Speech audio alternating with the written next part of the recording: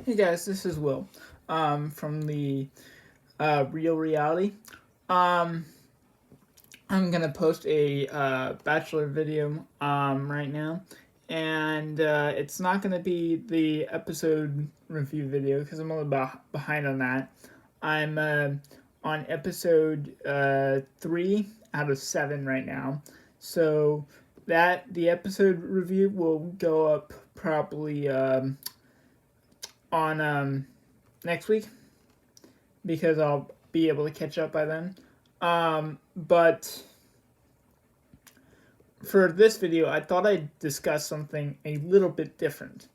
And that's the fact that this season, even though I've only watched like 3 episodes, is reminding me that this is not like Survivor. For anyone who hasn't watched that and has just watched The Bachelor or vice versa, um, it's a show where you vote people out based off of anything that you want, whether it be strategy or you don't like the person or whatever, and you can lie, you can manipulate, you can do all that sort of stuff, and it's like a game. It's like a human game of chess is what Survivor is. The Bachelor, on the other hand, is a game or not. It's not really a game, and that's the first point.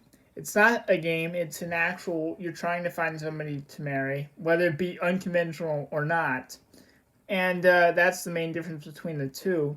And you're trying to treat people with more etiquette and more patience and kindness and all this other stuff. Well, you know, there's some contestants on The Bachelor this year that are not treating people with patience and kindness, and it's just like, and it's just like, what are you doing? Because this is not Survivor. If you want to go on an island, you can go on an island, and if you want to do that stuff, you can go on an island and fight it out that way, and you can lie and you can manipulate, and it's within the game's rules. Here, it's kind of like you're just trying to stand out, but not be standing out like a jerk or anything like that. So, chief among them right now in the first like 3 episodes is Victoria, because she's just not somebody who you would want to marry. She came into night one, for anyone who hasn't seen that, with a tiara on her head, thinking that, oh, I'm the king of this castle, and all the other 29 or 30, 31 of you, bow down to me because I'm gonna win this thing. And I mean, that's great. Have confidence in yourself and everything, but at the same time, be respectful of other people, and also, that's just not the way that you should roll, because the Bachelor, you're trying to look for a spouse and you don't want them to be all about themselves. At least I wouldn't. And everything. And she can't go about this process like she's the one voting people out, because technically Matt, which, is the one voting people out because he's the Bachelor, and you eventually whittle down the field to like 4 or 3 so you can actually pick a wife in this case, or if it was the Bachelor, a husband. But and it would be the girl picking. But this is not something you can just vote people out of. And she's speaking in her confessionals, not even to the camera. Like, she can vote people out. Like, she's like, oh, Matt should get rid of her, or Matt should get rid of this person or that, seeming like she has control over the entire situation, like she has a vote, which she doesn't. But I just find that interesting that she thinks she has that much control. Now, here's the kicker with all this. In Survivor, you manipulate, you lie to get what you want, and and you may not particularly lie. You just may not tell all of the all the facts, and you're not going to tell everybody all your moves because it's a game and you got to play it like chess. You wouldn't tell your opponent in chess what you're going to do, with the next move. So she's setting up fights between the girls so that they look bad, so that she's the last one standing, or at least that's how it appears, because she just attacked Marilyn in the in the episode, saying that oh you bullied me, or oh you said some stuff about me, when it's very clear in the footage that Marilyn didn't say anything at all. And it's kind of like he said she said at that point, because what she does is she brings it to Matt, which honestly, he's a nice guy, and he's very he's a Christian guy, he's a nice guy, but you just don't bring your petty squabbles to the guy that you're dating, because that's not what he's here for. And he's trying to figure it all out, because he goes, okay, bullying's not okay, which it's not. So she's trying to figure out between Marilyn and Victoria what to do. And this is after him and Marilyn just had an easy conversation or whatever. And it's not a coincidence that Victoria just did this after they had an easy conversation, because she sees her as a threat. So she did this probably very purposefully. And that's what that is. So Matt doesn't know who to believe at this point. If I were the Bachelor, I'd go and say, now, granted, I'd probably go on the Survivor before the Bachelor, because I don't think that's something I want to do. But I'd go and say, okay, so the two of you come here, because I don't know them. You got to remember that these people have only known each other for 2 weeks, so you really don't get to know them at this point very well. And so, and there's 32 people in the house, right? At this point. So what I would do is I would gather all of them in the living room and hash it out with the entire house. Because what that does is it says, raise your hand if this is true, raise your hand if it's not true. And if the majority of the house is saying it's true, then that means that person's lying. Or if they don't raise their hands at all, that means the other person's lying. And I don't have to waste time figuring out who it is, And I just feel like it's very important, because it's a time waster. This is a game of, if we're going to use the word game, which it's not really, but if we're going to use the word game, it's a, time is the amount or the amount of points that you get because you're trying to date the person. So, knowing that, and knowing that my time is valuable,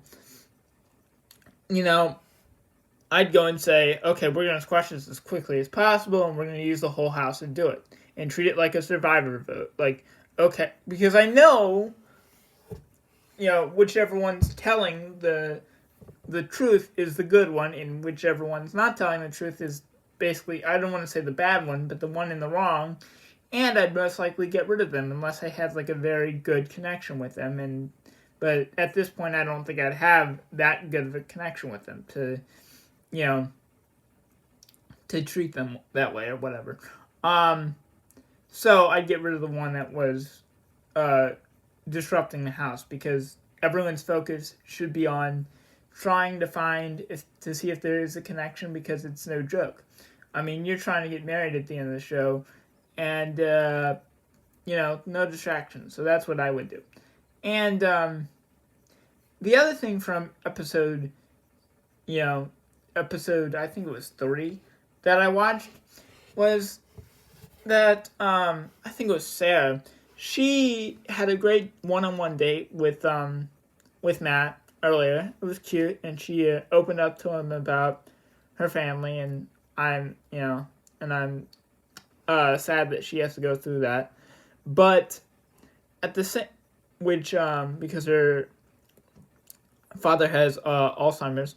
Um, so she opened up to him about that. But what she doesn't understand is she's freaking out in episode 3 because she can't stand him dating other women. I'm like, did you read the description of the show?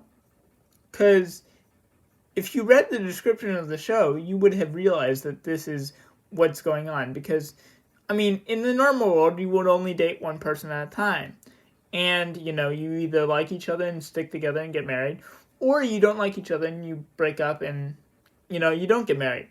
But in this case, there's like 32 other women because it's like speed dating really quickly. And he's going to be, kissing other women, having relationships with other women because that's the name of the show. And the fact that she's not okay with that, even though she signed up for the show, is really, like, I don't know.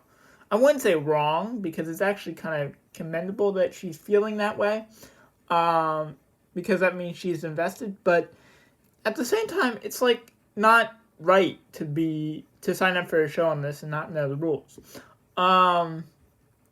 And you can tell that by the other women that she goes and interrupts Matt on a group date that she wasn't on, which, for a clarification, a group date is when there's like 15 women at once, and they all talk to Matt, and usually when you're not on a group date, you don't go, talking to him because you didn't win, or you didn't, or you weren't a part of the group that went. So, when that happened, they were all mad because what you fight for in here is time. And again, time is the commodity, and she just wasted like 5 girls' time, 6 girls' time. I didn't even count. It's probably more like 10 at this point. And that's why everyone's mad, because she's playing the hard game. And whether she wanted to do it or not, she wasted other people's time, which skyrockets her time with him, right? So it puts her in the forefront, and it's like she's playing Survivor, trying to steal either an immunity or or an idol from from the other tribe or something, because it's kind of just wrong, and especially when you already had a date and this is what you want to talk about, and she's still there. And when he got back from his group date the one night, he went to her to console her because he's a nice guy. But the other women don't see it that way because they were upset, and rightfully so. And I just don't feel like that was right, because you know what you signed up for. And I think that while the other women should give her grace about that, maybe a little bit, they have a right to be a little upset because it's the name of the game. And if I were on the show, I would respect the rules, and I'd go and say, yeah, I feel for you, right? And I want to spend time with them. But if I were the Bachelor, just out of respect for the other girls, I would probably try to spend at least even amount of times with them. Unless I was really sure that I didn't want them there, then I'd send them home. That's the whole point of sending them home, because you don't know whether you want to keep them. And if you don't know, then send them home. But it's just something that I'm surprised she did, because I'm like, didn't you, if you just wanted a normal relationship, then just go out in the world and try to, find somebody. But it's not normal. It's not under normal circumstances, and it's not wrong what the other girls are doing. I mean, it's not like they're all, having intimate things with him. Neither are you yet. So it's just talking. And obviously, in order to see whether your relationship with him is real or not, or let him see whether it's real, he has to talk to other girls. If he doesn't get the same experience from you as other girls, well then, it is what it is. And you win. But that's the whole point, because you can't win someone's heart, because that's what they're playing for, if you don't let other people in and challenge that relationship. I'd see it as a challenge and a go ahead, because, I'm comfortable where I'm at, and I'm not going to try to win by not letting him spend any of the time with any other people, because that's just not, what I would do. So anyway, that's my take on why this season of The Bachelor has turned into a Survivor fiasco, and this is only episode 3. So there's probably plenty more where that came from, and I can't wait for it. So what'll happen is I'll post a video next Monday doing the Bachelor stuff. I'm almost done with The Last Crusade. I have a couple more pages in that book, then I'll post a review of that as well. And that'll probably post tomorrow, Thursday. And I'll go back and do a anime comparison with that as well, because I believe that's on the schedule. Sort of for right now, that will probably be happening sometime next week, because I have the Ultimate Collection, which means I have all the books. So we'll get to that. But because I'm doing an anime comparison with it, it's going to take a little bit longer for me